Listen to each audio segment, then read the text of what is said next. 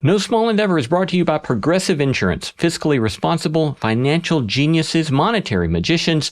These are things people say about drivers who switch their car insurance to Progressive and save hundreds. Visit Progressive.com to see if you could save. Progressive Casualty Insurance Company and Affiliates. Potential savings will vary. Not available in all states or situations. Why do people commit themselves to the things they do?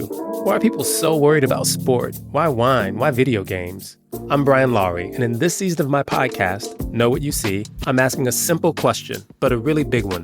What's the point? In conversations with people with a variety of passions and obsessions, we get the chance to look through a window and see what it means to truly focus on a realm of human experience. Join me on Know What You See. New episodes begin November 26th.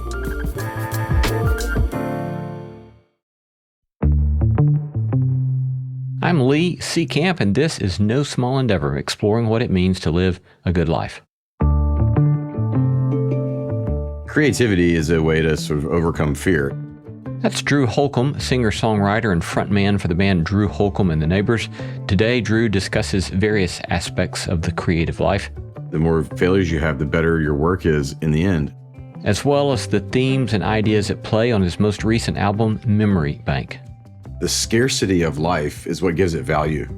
If we all lived forever, there would be no sort of rush to love and rush to justice and rush to mercy and rush to know people. Plus, we talk about our upcoming No Small Endeavor live tour together. You know, I have toured a lot. I have not done a show like the one that we're imagining and dreaming, so I'm nervous and excited. All coming right up. We are most delighted to announce that we're taking No Small Endeavor on the road this April. We'll be bringing our acclaimed variety show to cities across the country with special guests like Malcolm Gladwell, the New York Times bestselling author of The Tipping Point, and award-winning musician and songwriter Drew Holcomb, along with a killer band from Nashville. It will be a most outstanding evening of music, conversation, and big ideas. We'll be in Indianapolis, Louisville, Grand Rapids, Baltimore, Greensboro, Columbus, and Reading. I would love for you to join us. Details and tickets at nosmallendeavor.com/events. Again, that's nosmallendeavor.com/events. Here on No Small Endeavor, we are all about breaking down false dichotomies, and in numerous episodes, we've explored the false dichotomy many of us have inherited between science and faith. That's why we're pleased to tell you about a new book called How Can Your Faith Fuel Scientific Discovery? It's a thought-provoking resource for young adults exploring careers in STEM. It offers a fresh perspective on how faith and scientific inquiry can go hand in hand, helping the next generation see science not just as a career, but as a calling. Encourage the young scientist in your life with this inspiring read. Again, that title is How Can Your Faith Fuel Scientific Discovery? Get your copy now at blueprint1543.com or on amazon.com. I'm Lee C. Camp. This is No Small Endeavor, exploring what it means to live a good life.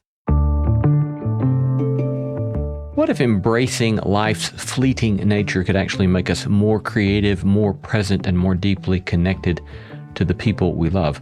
That's a question singer-songwriter Drew Holcomb has been exploring for some years, both in his music and in his life. His latest album with his wife Ellie Holcomb is called Memory Bank. The name comes from something his father used to say on vacations. I hope you guys don't expect to inherit anything. I put all my money in the memory bank. Today, Drew shares deeply personal stories from childhood road trips that taught him the value of experiences over possessions, to the heartbreak of losing his brother, to the role faith and doubt have played in his creative journey. We also discuss our shared excitement and anxiety of together taking No Small Endeavor live on tour this spring, along with Malcolm Gladwell. Here's my conversation with Drew Holcomb. Delighted to have you back a second time on No Small Endeavor. Welcome back. I'm thrilled to be invited back. I love chatting with you and love the show. Good to see you. And you're out on tour. I am. Yeah, we're in show number 9 of 32. So we just finished show number 9. And we were between Birmingham and Charlotte, so we came home for a day. We won't get to sleep in our own beds, but at least we'll spend the day at our house. Well, when I listened to your new Memory Bank album, I was reminded that I teach a class to undergrads for many years now called Joy and the Good Life. And in one of the early lectures where I'm playing off with some work that a guy at Harvard has done on miswanting, he's a psychologist, and he talks a lot about how our brains make us miswant. The faster we learn that our brains lead us to miswanting, the sooner we can stop messing ourselves up with regard to what we think is going to make us happy. And in that context, I talk about this social science study that shows the many ways in which investing in experiences produces more long-term happiness than in buying stuff. Then I listened to your album and I thought, this is that, it seems like. Yeah, I mean, that's definitely a big motivating theme of the album. I mean, the title track, Memory Bank, put your money in the memory bank, comes from a quote that my dad used to say. I visited 46 states before I graduated high school. Oh, wow. And most of those with my family, the second of 4 children. And oftentimes we'd be driving home after a 7 or 8 day trip, visiting places and spending money on the credit card that may not have been in the bank account. And my dad would start sort of nervously laughing and he'd say, I hope you guys don't expect to inherit anything. I put all my money in the memory bank. What a great line. What a great line. We'll talk more about the album in just a second, but what do you remember about those days of traveling with family? Yeah, I remember a lot of times. So I had a brother who had spina bifida and was in a wheelchair. So we had a conversion van with a lift in it. And so the right passenger seat was gone so that the wheelchair could go in there. But when we would take long trips, instead, they would sort of break the wheelchair down and tie it to the back of the passenger seat. And we would put a big pallet of blankets on the floor there. And we would take turns riding on the highway, you know, one of us sitting in the captain's chair, two of us on the floor, one laying across the back. And a lot of times my grandmother would be joining along on these trips.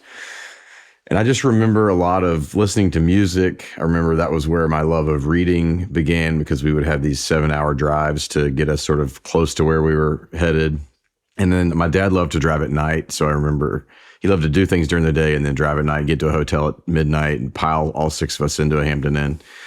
And so I just remember a lot of visiting battlefields and museums and going on adventures. These, you know, let's say we were driving through Texas on the way to New Mexico. Instead of just driving straight through, he would find some horseback riding place that we'd go on for like 3 hours, or a hot air balloon, or just some sort of random local adventure. And I just remember it sort of binding the siblings together quite a bit.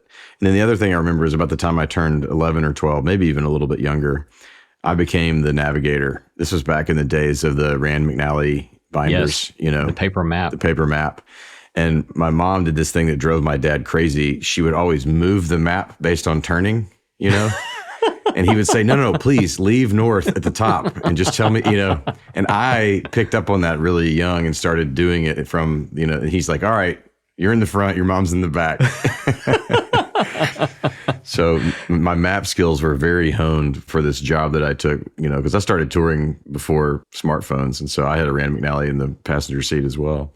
Those are great stories. I have had many similar experiences to that as a boy, because our family did a lot of road trips, and for many years in a conversion van. That's really funny. And I ended up loving to do the navigation as well. And I think that young people are cheated these days because they don't get the experience of learning how to use a Rand McNally map. Oh, I strongly agree. You had to remember and connect to the dots of landmarks. Oh, you're going to take the third left by the big tree near the, you know. There's something about your spatial knowledge that doesn't get developed as much when we're looking down at our phone. And my dad liked to drive at night as well. And I remember that he would a lot of times get too tired, and he would set me in the middle in the front seat. This was when we were in the old Oldsmobile before we got the conversion van, and had the big bench seat in the front. Of course. And so he would have the cruise control on, you know, going down the interstate. And I would be, you know, 10 or 11 or 12. And he would tap me quietly. And he said, I'm just going to close my eyes. I'm just going to close my eyes for a little bit. Hold the wheel. Said, can you hold the wheel? Yes, I remember that so well. My dad did the same thing. And then he would also say, we'd pull up to a gas station, he'd just hand me a 20 and say, go up there and say $20 on pump number 7, you know. Back when you could almost fill a tank on $20.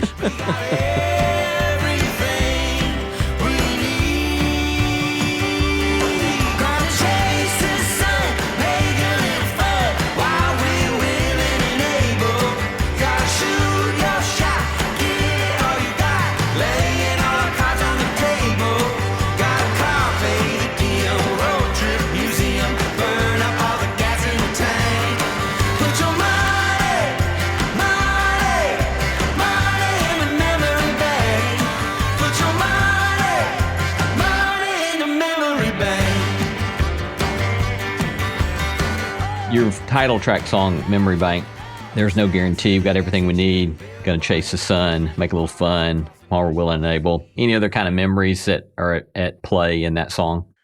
Well, there was actually like sort of a thread of potential grief that I think drove my dad to do this growing up.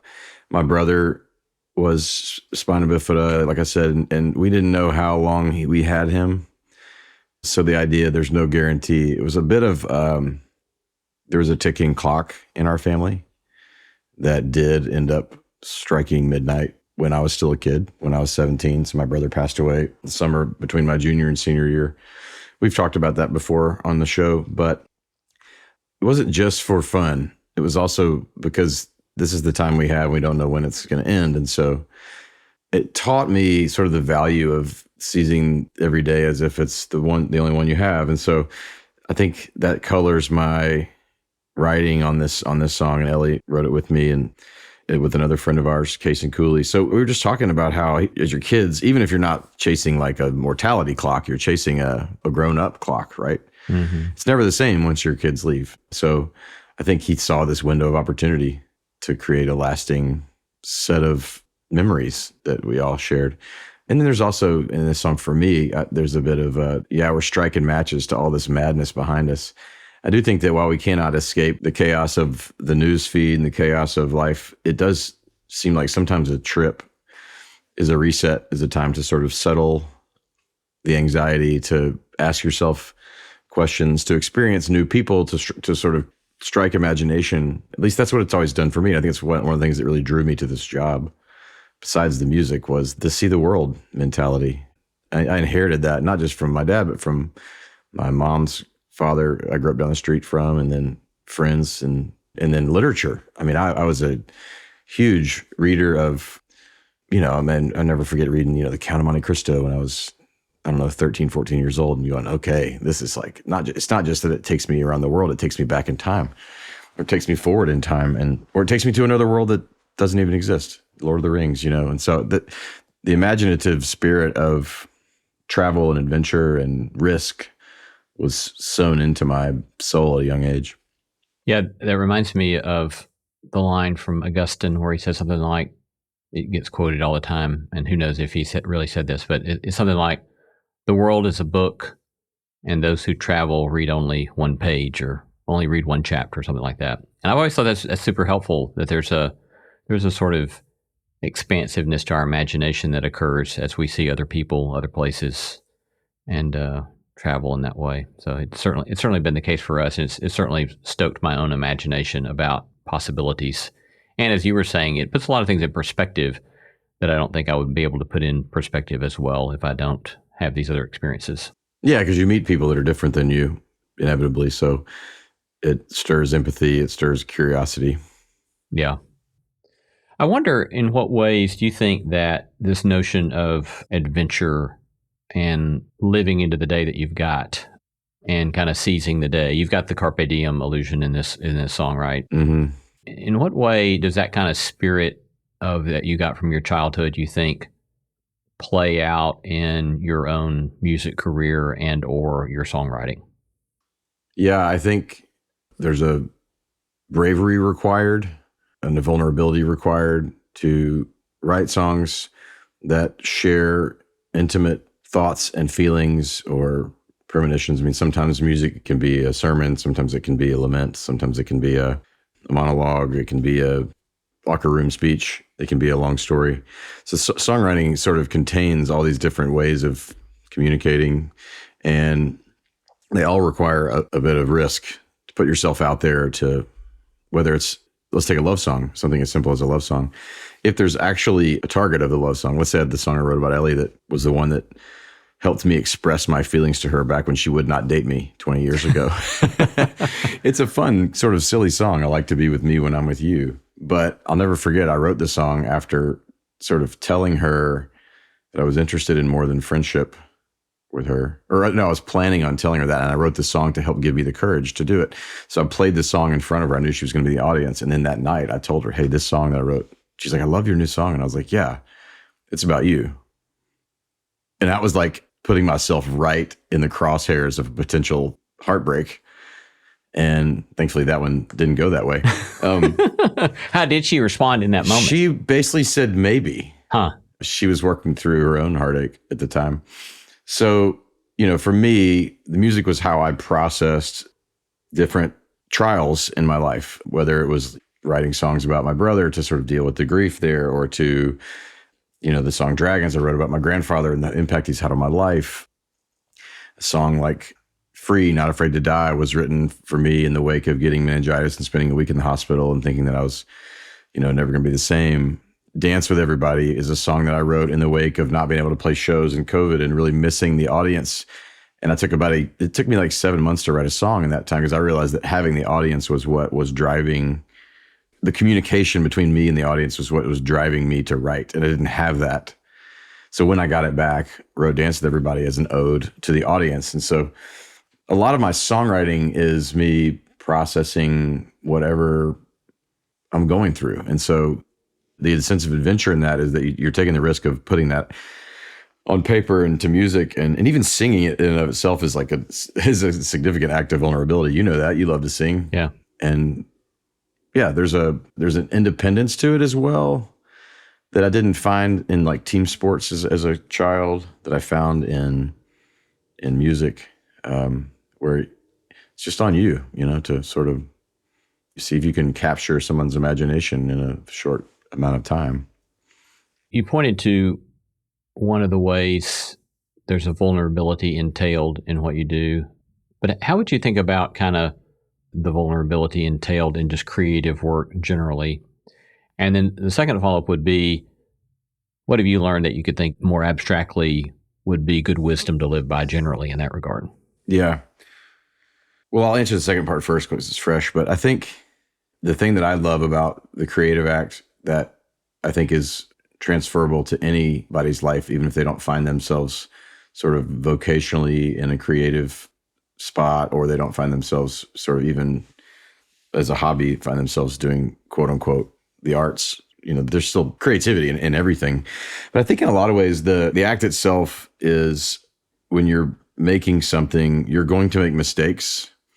And so it teaches you to overcome the fear of perfection, like the pursuit of perfection, because it's any great record you've ever heard, they sang it multiple times. I mean, maybe somebody who's really good didn't, but that's incredibly rare. But even if they did, they got there by practicing and doing other recordings and failing. And so creativity is a way to sort of overcome fear. It's a way to make something that didn't exist before, is a way to express your point of view, which some people may take issue with that point of view. But at the end of the day, that's not your responsibility as a creator, just to deal with other people's feelings and reactions to it. I mean, it's almost impossible not to do that to some degree, especially in the social media age. But I think there's somebody says, "What, I really want to do this, I want to do that, but what if it goes wrong?" And it's like, yeah, it probably will. It's not going to turn out like you think it's going to.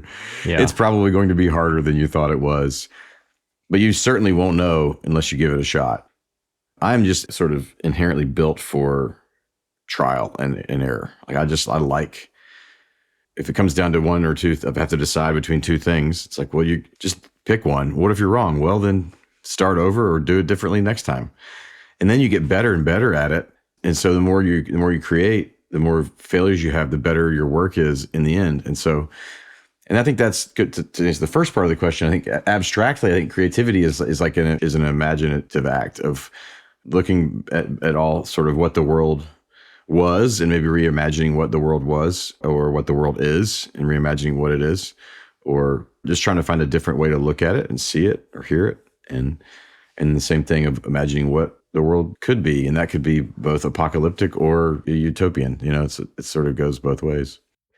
I think that the danger of perfectionism is certainly something that I had to overcome in my earlier years. And I think that it really hobbled me in a lot of ways when I was younger, because I had to do everything just right. And it was really the gift of learning to expect making mistakes and to know that making mistakes actually would get me faster. I would get more quickly to where I wanted to go by making mistakes. The more quickly I would be okay at making mistakes. Yeah, I know you probably like Anne Lamott. She's one of my favorite writers. In Bird by Bird, she has a chapter where it starts off that perfection is the voice of the enemy, basically like the destroyer of all possibility. Huh. I have this rule in the studio called the 98% rule. So I think, this is my opinion, I think a lot of musicians spend so much time trying to get their records to perfection, which, let's call that 100%. It takes 50% of the time you spend working on a record to get it to 95. And then people will spend another 50% trying to get it to 100. I think the best you ever get to is 98. Huh. And so I always tell people, once it's really, really good and feeling really human, but well executed, stop working on it and move on to the next song. Now, if you're still just having fun and trying new things and filling up space, and you can always, as long as you at least get a benchmark of where the 98 is, and you can save that, then you could, yeah, sure, if you want to keep working on it, great. But you're not getting to 100, so don't try.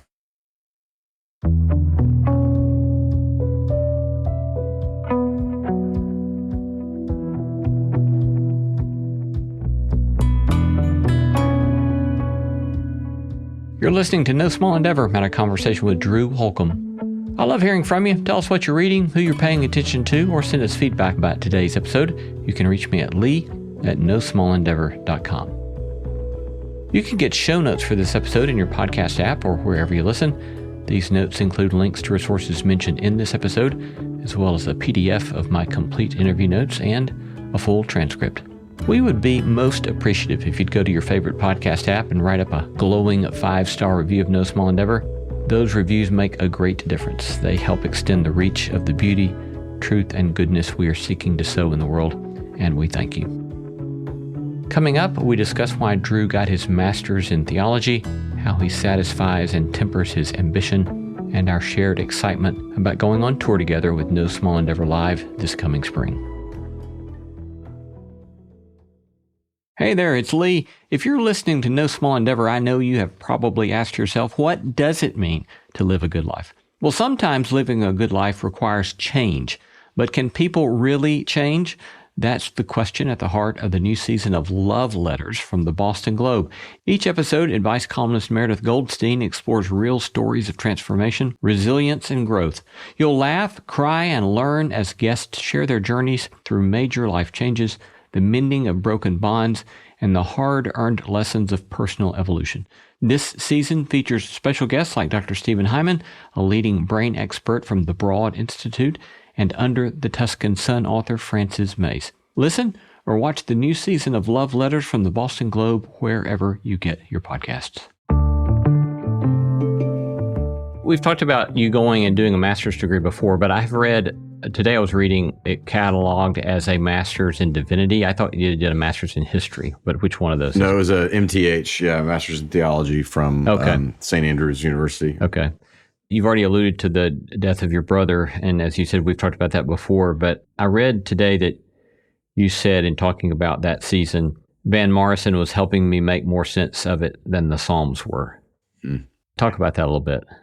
Yeah, I grew up in a really beautiful community, Southern evangelical, conservative, but there was definitely a lot of pressure to make sense of the world through the lens of a certain set of assumptions about the world and about those who were in the family, lowercase family, those who were sort of a part of the thing and those who weren't. I remember every conversation about anyone was like, well, do they know the Lord? Are they walking with the Lord?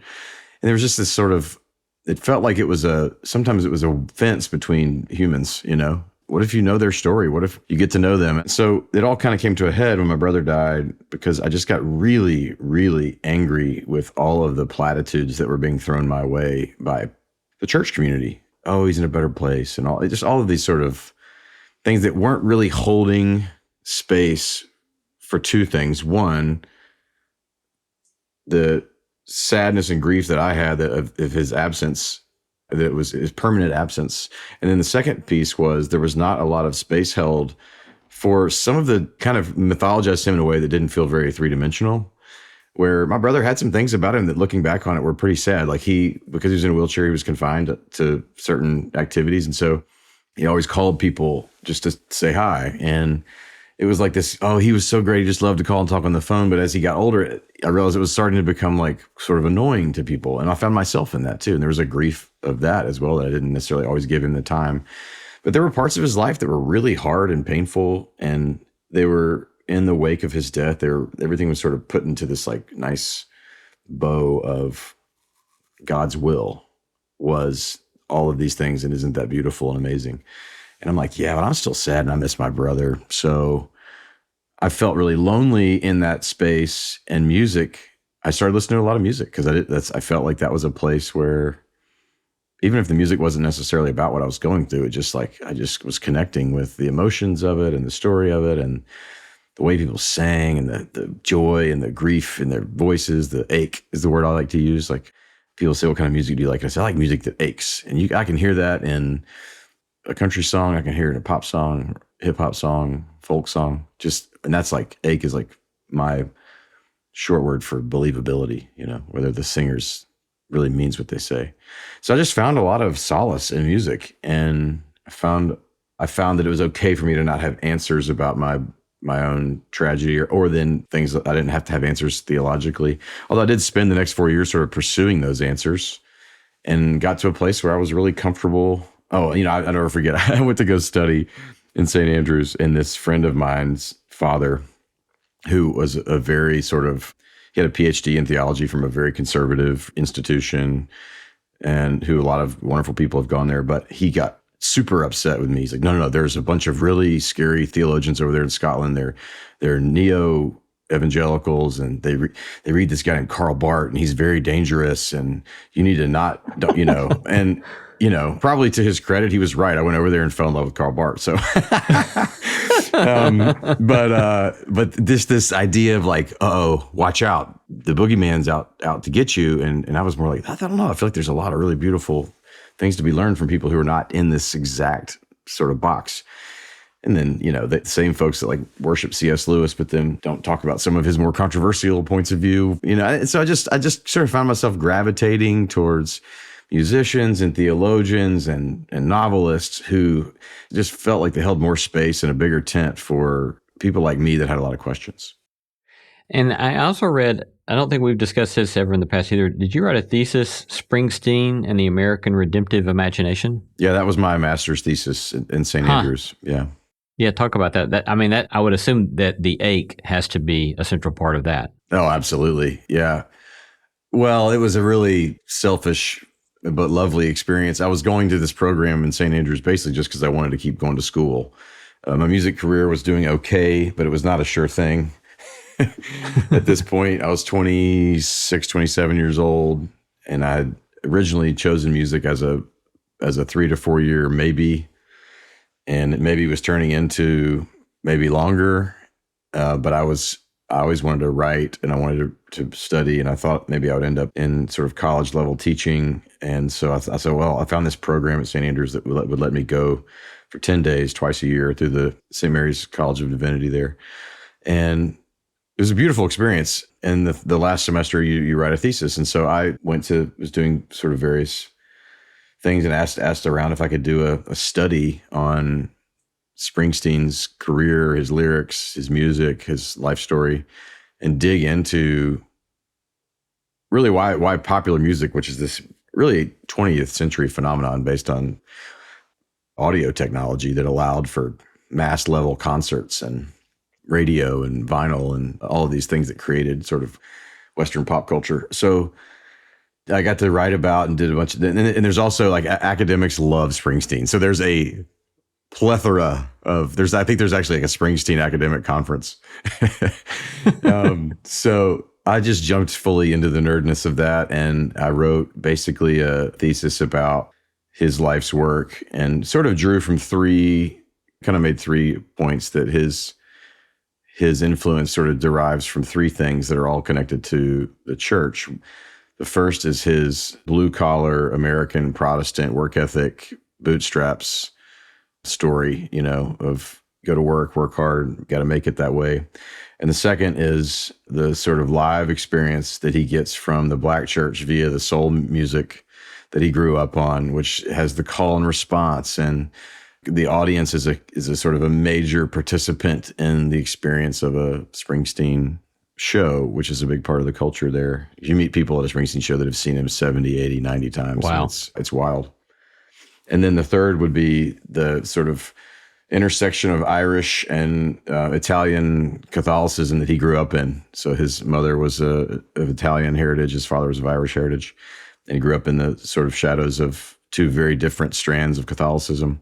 And so you take all those four things and sort of churn them up, and all of a sudden you've got this phenomenon known as Bruce Springsteen. So then I got to dive into some of the I love Steinbeck too. So the whole chapter on Steinbeck and the Ghost of Tom Joad and his love of those narratives. And so it was a really fun experience. I've never gotten it to where, it's a bit of an academic paper. It's not quite a layman's paper. So someday maybe I'll translate myself and see if it's something worth putting out. But more than anything, it just helped me hone my own craft and my own I wanted to think critically about what I do and how I do it, and make sure that I'm not, just sort of putting one foot in front of the other, but thinking about where I'm going. Yeah. Yeah. So let me ask you a question about the business and the creative. You're a businessman. You've got a number of business ventures that you've cultivated and have grown, and you're an artist. There's this common trope of the tension between profitability, business interests, and doing something beautiful and creative. And so I would be interested to hear, have you had episodes where there was that tension, and what'd you do with it? And then have there been other occasions where you have found that those have gone hand in hand and have actually helped one another? Yes, and yes. I would say the tension for me, there's always a tension in when art becomes commerce. You're considering your audience one way or the other, right? You're either considering the audience that you have or the audience that you're trying to find. And it can be very, very tempting to sort of try to find an audience that might be the wrong audience, but it might be an easier audience if you put commerce in front of art. Say, well, you shouldn't record it that way because that won't go on the radio. Well, that's going to, I think, hurt the artistic expression. Now, that's not I don't think it's necessarily an either or. I think it's sort of a spectrum. Everybody who's a professional songwriter artist has to at least consider the commercial piece of it. I've definitely had times where I've been in co-writes and someone says, oh, we can't say that. You got to say it this way. And I've said, well, I'm not saying it that way, because they said, well, nobody's going to pick it up for radio or TV or film. I said, well, that's fine. I can't in good conscience say something I don't believe in or that I don't mean. And what I found for me, and this is unique, maybe, I don't know if it's unique or not. It's my story. So I found that I started getting TV placements when I was pretty young, like where shows would use a song of mine to soundtrack a certain melodramatic moment, as they often do. And I had a couple of those that happened from my very first album, an album that's not even available anymore, called Washington Blue. And all of a sudden I got a $3,000 check, and I was 23 years old and going, wow, this is awesome. That's like weeks of touring. I gotta lean into this. So I started copycatting myself and then listening on TV and trying to make stuff that sounded like what they wanted. And it dried up. And then I had this thing happen to me personally where my sister had 3 kids at the time, and we saw them all the time. And she called me and she said, we're moving to Central America. And I got really sad because we saw them all the time, and they were sort of felt called to go down there and do this really cool sort of education and mission thing they were down there, ended up being down there for 8 years. But so I got really sad that night, and without thinking about anything about commercials or TV, I just wrote this simple 3-chord song for my nieces and nephew called Live Forever. And all of a sudden I put the song out, and it got picked up by multiple TV stations, a couple commercials, and all of a sudden it kind of gave me, really was the major kickstart to our career. And I've sort of learned in that moment that for me, as long as I make a smart commercial plan after I've made the creative work to promote it, if I just focus on making the most honest work I can while I'm in the studio and while I'm writing, then That's sort of step one. And then I sort of jump into, okay, so now we've done that. Now how do we make it? How do we let people know about it? How do we get it in front of people? Who do we hire to publicize it? Or, there's obviously like building out of a team. And that's where I've enjoyed the business piece, is more in the sort of leading a team, having a vision with a team about what we want a tour to look like, what we want the interviews to look like that are surrounding a certain album. So, I mean, I don't know. I'm also not in, mainstream music. So I have that freedom. But sometimes it does get interesting. You can be criticized like, oh, your song sounds like, oh, you wrote that just for a car commercial. I'm like, I promise I didn't. And Find Your People has had all this success on commercials. I literally sat down one day and wrote that song about my neighbors, just talking about how much I love my neighbors and my friends. So yeah, that's fascinating.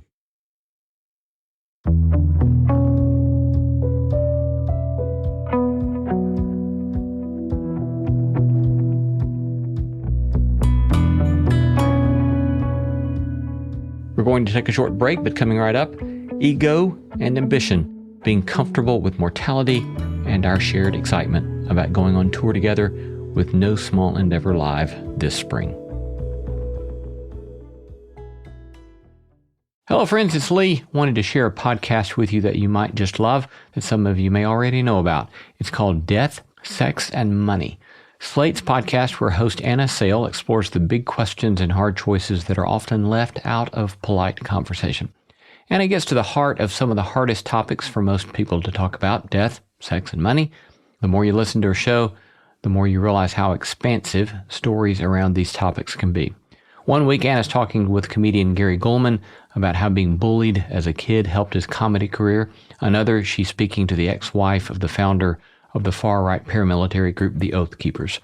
The show hits on all different sticky topics like overdoses, what it means to be a man, dealing with debt, and how an eating disorder can turn into an obsession with money.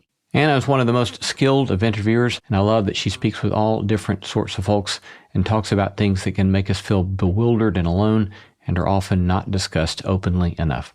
Follow and listen to Death, Sex, and Money wherever you get your podcasts. Maybe You Will. Is that song on the new album? it is, yeah. This song, from my perspective, is a bit of an attempt to stab fear a bit, sort of get one back at fear. Yeah, you may not get, this may not happen, this may not happen, this may not happen, but maybe it will, And there's also I love this chorus for a lot of reasons, but birds fly through the air like they ain't got a care, and the trees keep reaching towards the sun. It's a miracle we're living in a world that's always spinning. It'll still be spinning when we're gone. Birds fly through the air, but they ain't got a care. And the trees, they keep reaching towards the sun. It's a miracle we're living in a world that's always spinning. It'll still be spinning when we're gone. This idea that the more comfortable you are with your own mortality, the more you can enjoy the ride. Ellie and I have buried a lot of friends in the last decade, and family, and some of it was old age and a great life and a great death, and some of it was just absolutely tragic: pediatric cancer, airplane crash, midlife cancer, car crash, just brutal stuff. That these songs were written sort of in the soil of that. And no one tells a river where to run. This idea that you're not really in control. You're just on the ride. And I think that we're trying to sort of paint a bit of hope into those corners. Maybe you will. And we've been singing it as the encore on the tour, which is cool because the last verse is, you may never get the answers that you long for. They may never raise the curtain for the encore. You may not see the harvest from the ground you till, but then again, maybe you will. Emerson has a quote about plan for the centuries, plant sequoias. Yeah, that's a fantastic line.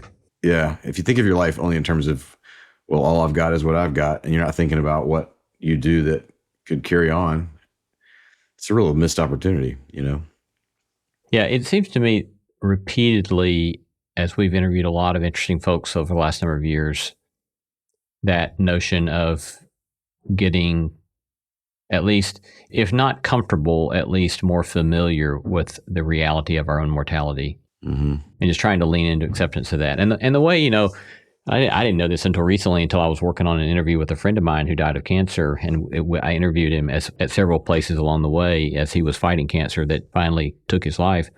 But in the work on that series of interviews, a friend of mine who's a lit professor said, there were these death manuals they used to have in the Middle Ages where they would write about how to die well. And I'd never heard of that before, because I can't think of any kind of analog that we have in our day and age. Yeah. But this notion of having the courage to look at our own mortality and to accept it rather than try to run from it, it does seem crucial. Try to live a good life.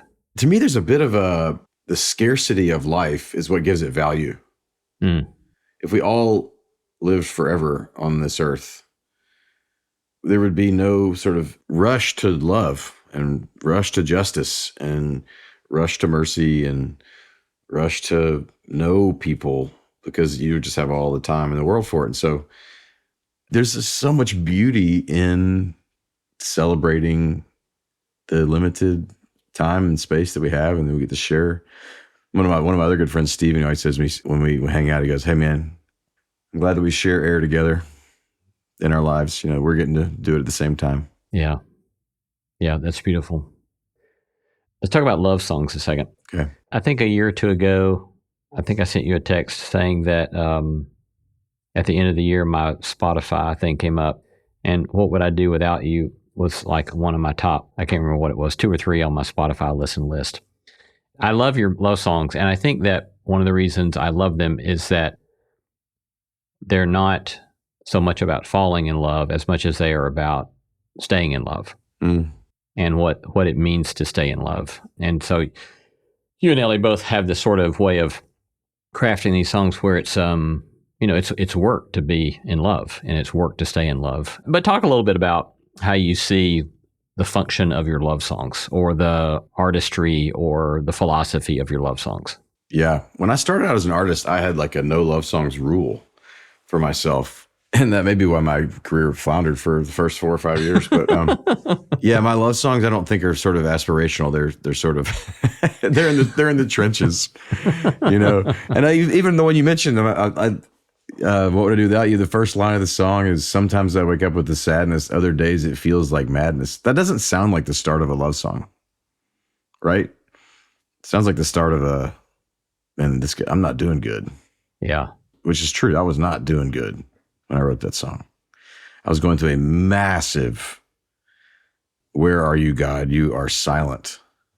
And it was a 5-year sort of valley for me of deconstruction, reconstruction. It was a tough couple of years.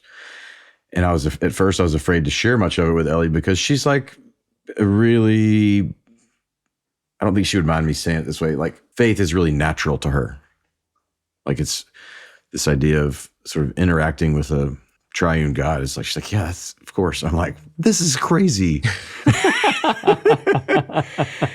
And then I got comfortable just respecting and learning from hers and not letting it sort of make me feel less than or shame in it, and her carrying my questions and my sorrows. And that song was born out of that, not out of like, "Ooh, you're so cute. Will you be my girlfriend?" It was born out of like 10 years of really loving each other, doing hard work.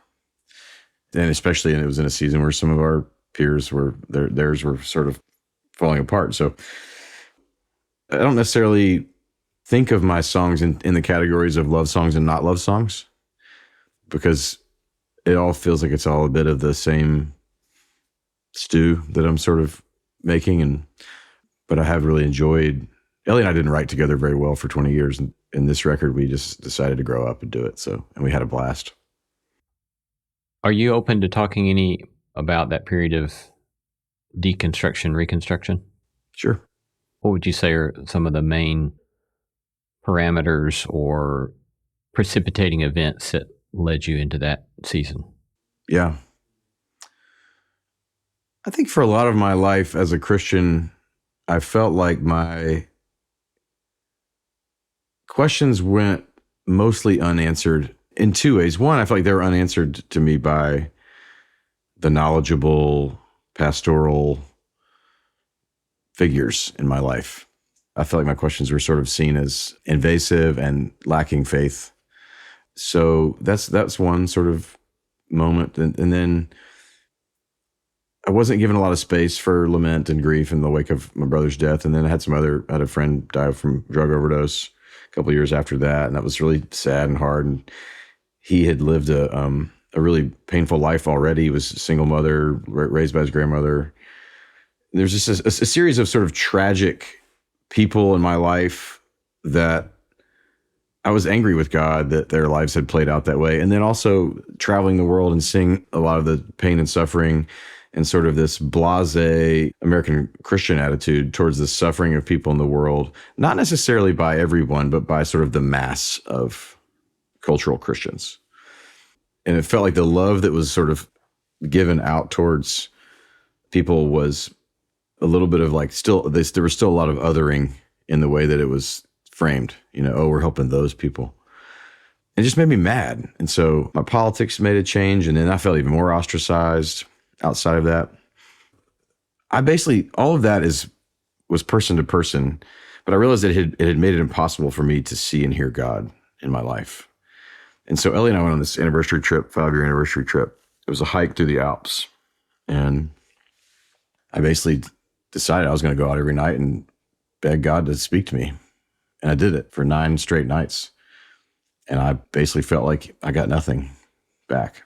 And I cried myself to sleep 3 or 4 nights. And so I just basically walked away for a couple of years from any sort of devotional attention. I mean, I still went to church, but I was basically just playing the part. And then slowly started to sort of be open to, this is around the same time my brother started his sobriety journey coming out of that. I had some other people in my life that had some really beautiful things happen to them that were somewhat miraculous. And I just kind of had to make peace with the fact. So the way I would sort of describe my faith is that I am very confident there's a God and it's not me.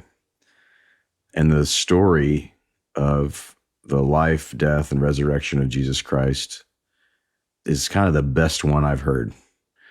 And so I'm willing to ascribe to that emotionally and philosophically, theologically. But there's not much else inside of the frame of evangelical Christianity specifically. There's not a whole lot of hills I would die on. But I really relate to, you talk about the Sermon on the Mount, you talk about John 17 and care that Jesus had for his followers and his disciples in the world. I mean, I resonate deeply with it, but I feel very estranged and like the lost sheep from the current mass market version of Western Christianity. Any particular things that you are working on right now, wisdom you're trying to cultivate in yourself, new habits, practices that help you move in the direction you want to go? Yeah, I'm really working on one inside of my marriage that's been really good. Ellie and I've learned a lot about our personalities, and I'm, while on paper, sort of a great team player, I've also learned that I have the sort of capacity I'm a ambitious sort of challenger, a person who likes to get things done, that I'm good at sort of molding the world in the way that I want it to operate. And my lack of patience to understand what she wants and dreams has, I think, been a hindrance for some points of connection between us. And I'm really starting to listen to that and figure out how to make space for that.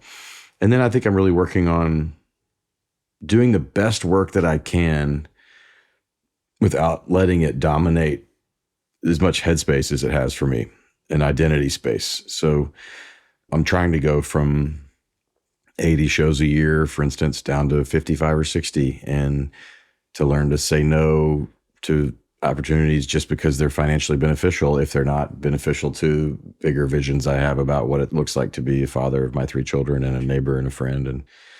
And I'm also starting to think about writing my first book, and that's been fun to I'm collecting every interesting story I can think of from my life on the road and then all of my travels, but when I was young, and funny stories and poignant stories. And I think I've found the right frame for them. And now I've just got to, once this tour is done, I'm going to start sitting down to write some of them and sort of see where it goes. That's great. Well, we'll look forward to that. And we're going to be touring together, Drew. Yes, we are.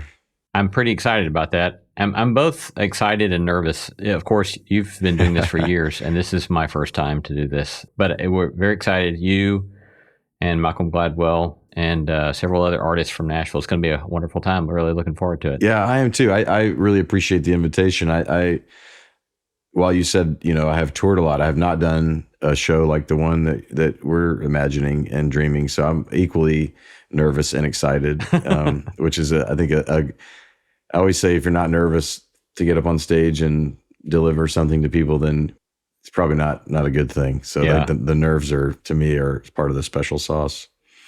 Drew, it's been great to be with you today. Thanks so much. And You I too. look forward to seeing you on the road here come April. Yeah, I look forward to being together. It's going to be quite a good time. Thanks for the beautiful work you do in the world. Thanks.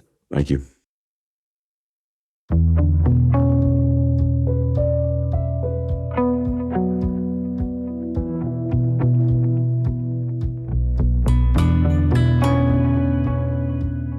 You've been listening to No Small Endeavor and our interview with singer-songwriter Drew Holcomb, known for his solo work and as the front man of the band Drew Holcomb and the Neighbors.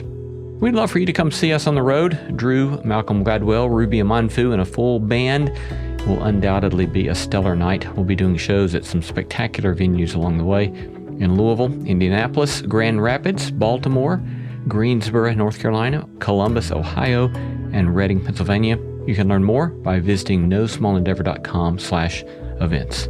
We'd love for you to come out and see us. We gratefully acknowledge the support of Lilly Endowment Incorporated, a private philanthropic foundation supporting the causes of community development, education, and religion.